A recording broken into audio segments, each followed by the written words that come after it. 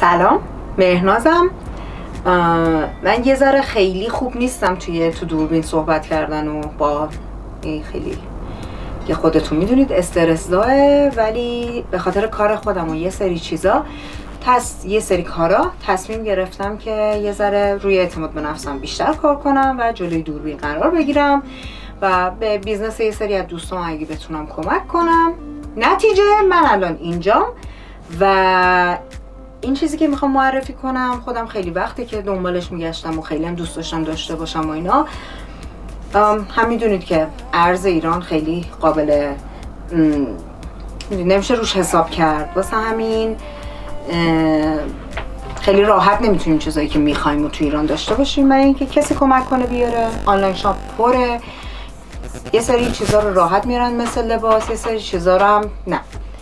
این چیزی که میبینید اسمش بلنجت 2، یه سری نواقص بلنجت 1 داشته که اینو کاور کردن.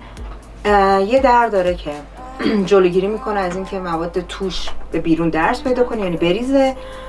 3 تا تیغه داره که خب مشکل بلند کردن رو حل کرده.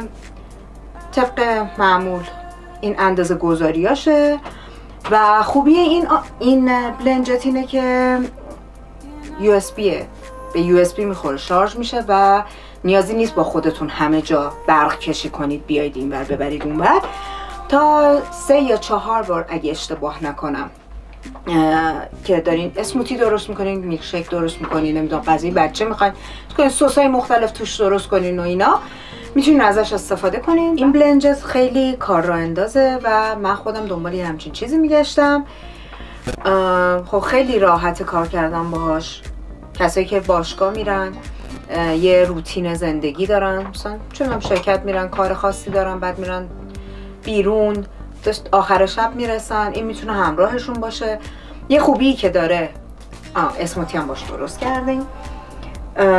من حالا یه آنباکسینگ میکنم اصلیه رو، یعنی اونیو که میتونین شما بفهمین که چی سفارش میدیم و چی گیرتون میاد. یه کیف هم داره که میتونین کیفش رو جدا سفارش بدین. تو اونجا که من میدونم بین 13 تا 15 دلاره. خود بلنجت 50-60 دلار اگه اشتباه نکنم. و این که عذر میخوام که چیزش افتاد. خب این بلنجتیه که شما تحویل میگیرید. یه کتابچه راهنما داره. واسه شستشوش هیچ کار خاصی نمیخواد بکنید. آب و مایع ظرفشویی توی خود این میریزین، عین همون شیکی که گفتم فشار میدید، خودشو میشوره. وقتی که بلند کرد همه چی و مثلا خیالش راحت شد، خودش قطع میشه. بعد دیگه همینو هم درش که باز شد.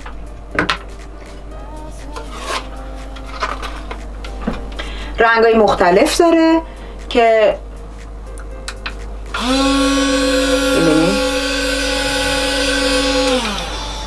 میتونید هم توی اینستاگرامشون ببینید که براتون میذاریم، هم توی سایت خودشون میتونید رنگای مختلفش رو انتخاب کنید.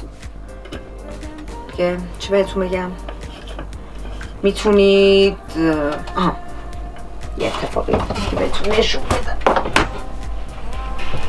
USB تایپ C هم میخوره. 90% میتونید تو خونه هاتون پیدا کنید اگه 1% گم کردید. این کتابچه راهنماشه. بعد یه چیز خاصی نداره بهتون بگم،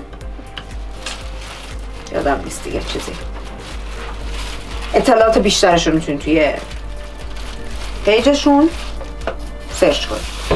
یه نکته ای از این بلنجت ها که برقی نیست، شما میتونید چینیش هم پیدا کنید، ولی خب مطمئنم به خوبی این نیست. این میگم همه ایرادای بلنجت 1 هم برطرف کرده. همون خود 3 تیغه بودنش خیلی چی بهش میگن درست شد. اگه پشت صحنه بذاره من حرفمو کامل میکنم. به خاطر پشت صحنه من هرچی میخوام بگم یادم میره. پشت صحنه خلاصه دیگه تموم شد. یعنی اینکه هیچ دیگه همین دیگه. این بلنجته. اگرم خواستید، من دوستم یه آنلاین شاپ داره، خرید میکنه، میتونید باشون هماهنگ کنید. یه سری وسایل رو میتونن سریعتر به دستتون برسونن، یه سری ها رو ممکنه اگه شما عجله نداشته باشید به تایمش واسهتون بفرستن. واسه همین اگرم کمکی از دست من برمیاد میتونید به خودم دایرکت بدید، من میتونم کانکتتون کنم. خیلی خوش اومدید لنجت.